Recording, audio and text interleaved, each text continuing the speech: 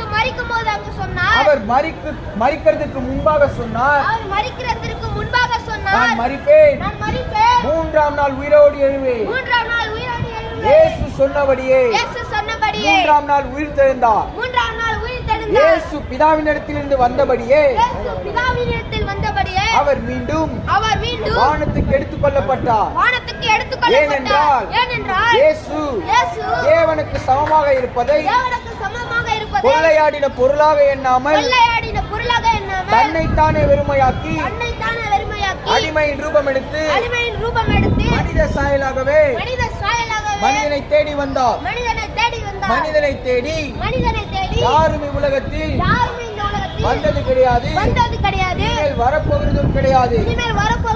மனிதனை நல்வழி நடத்தும்படி அநேக கல்விமான்கள், அநேக போதகர்கள்,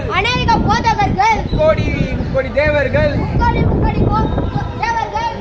முக்கோடி தேவர்கள், அறிஞர்கள், பல துறையில் சிறந்து விளங்கின ஆசான்கள், ஆசிரியர்கள் உலகத்தில் தோன்றினார்கள். மனிதனை நல்வழியில் நடத்தினார்கள். மனிதனுக்கு நல்ல ஈவுகளை கொடுத்தார்கள். ஆனால் மரணம் அவர்களை சந்திக்கும் பொழுது அவர்கள் மரித்து மண்ணோடு மண்ணாக போய்விட்டார்கள். இயேசு கிறிஸ்துவோ